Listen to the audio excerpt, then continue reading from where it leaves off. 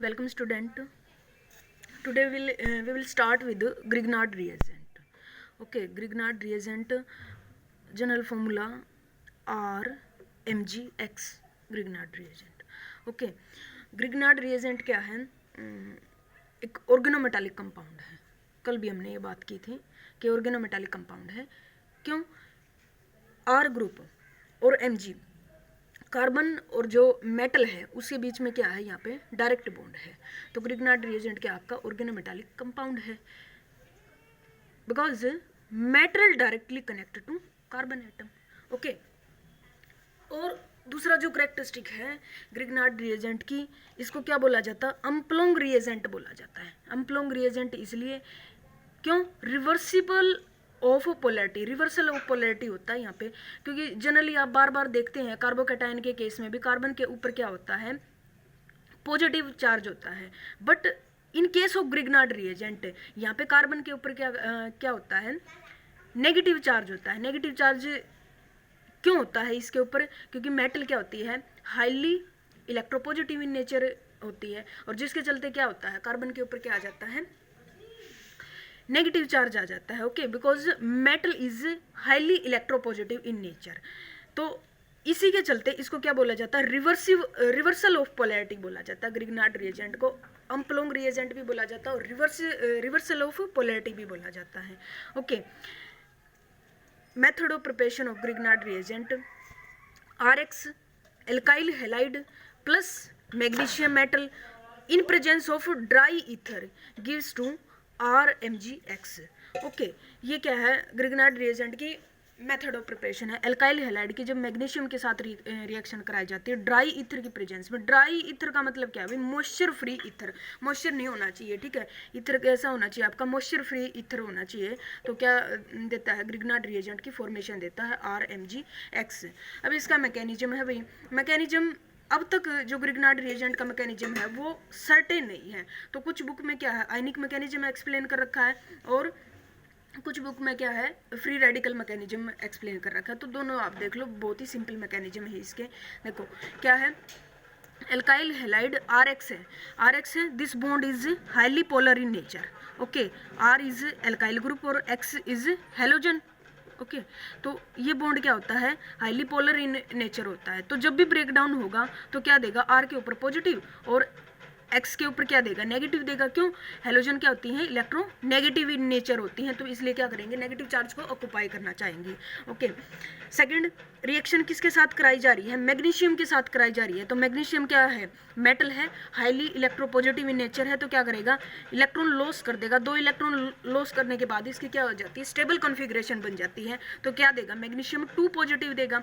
Okay, अब आपका क्या है? जो फर्स्ट स्टेप के अंदर क्या है? R पॉजिटिव मिला, आपको X नेगेटिव मिला है. तो R पॉजिटिव की रिएक्शन जब क्या होएगा? अब ये क्या है? R positive. पॉजिटिव का मतलब क्या है? जो कार्बन एटम है यहाँ पे एल्काइल ग्रुप के ऊपर, वो क्या है? Highly electro deficient in nature है. तो मेटल यहाँ पे क्या कर रहा है? इलेक्ट्रॉन लॉस कर रहा है. तो ये जो लॉस इलेक्ट्रॉन है ये क्या करेंगे?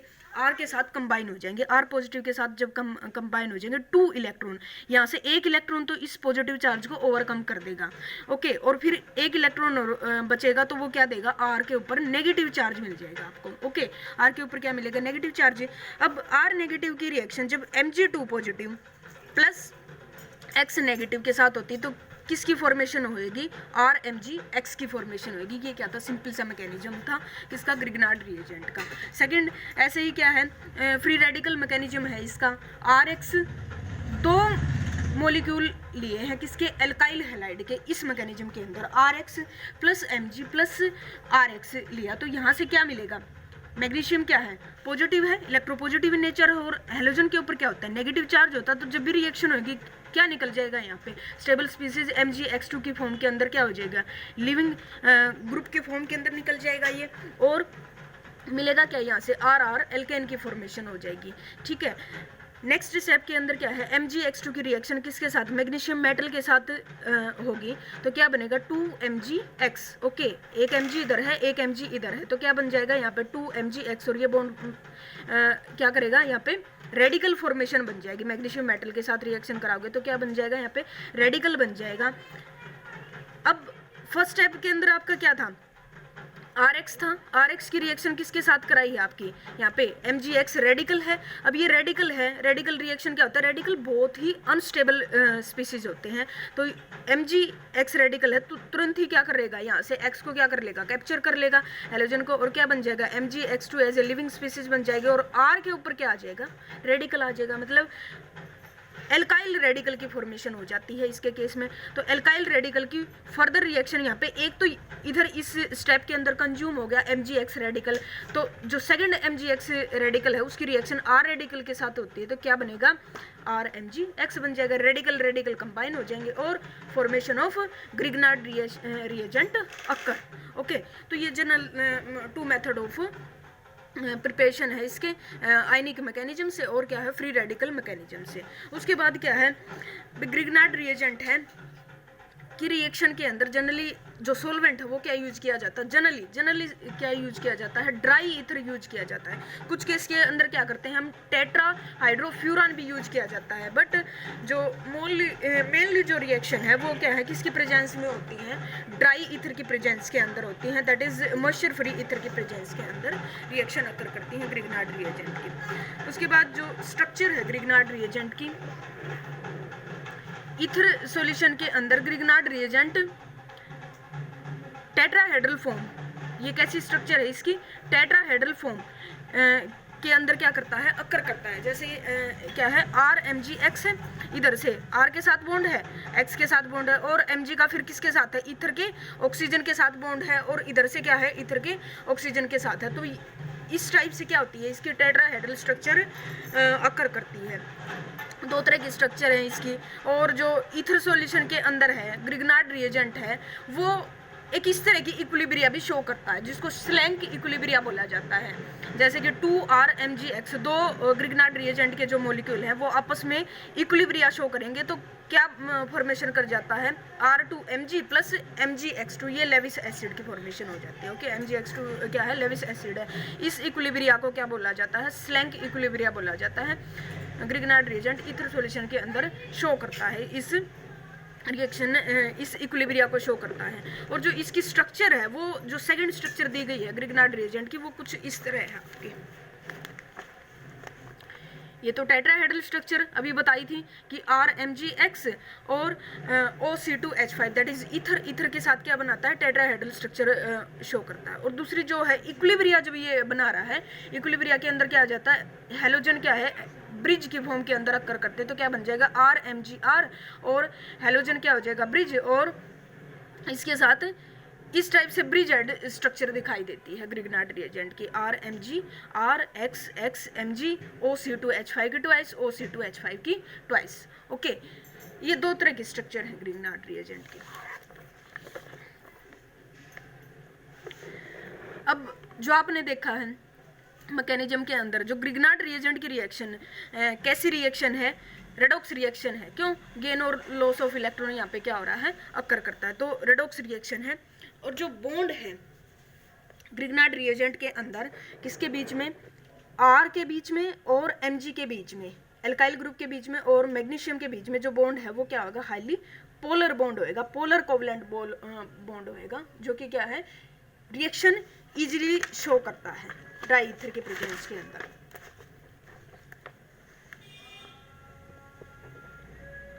अब ग्रिग्नार्ड रिएजेंट की हम फॉर्मेशन करते हैं, तो प्रिपरेशन के अंदर बताया मैंने आपको कि क्या RX plus Mg dry ether की प्रेजेंस में क्या देता है, RMgX देता है। तो ये R ग्रुप है आपका, ये क्या है, एल्काइल ग्रुप है, मिथाइल भी हो सकता है और इथाइल भी हो सकता है। जिस तरह से क्या CH3I plus Mg dry ether की प्रेजेंस के अंदर क्या बन जाएगा, CH3MgI। ओके, ऐसे ही क्या है, R ग्रुप जब C2H5 है, रिएक्शन किसके साथ, Mg के साथ रिएक्शन, Br ले लो, I ले लो, ठीक है, आयोडीन ले लो, तो क्या बन जाएगा यहाँ पे C2H5MgBr, किसकी प्रेजेंस के अंदर हो रही है, ड्राई ईथर की प्रेजेंस के अंदर है। तो R ग्रुप एल्काइल भी हो सकता है आपका, और क्या है यहाँ पे R ग्रुप को एराइल भी ले सकते हो आप, एराइल ग्रुप भी ले सकते हो। तो जो रिएक्शन है आपकी एराइल ग्रुप के केस के अंदर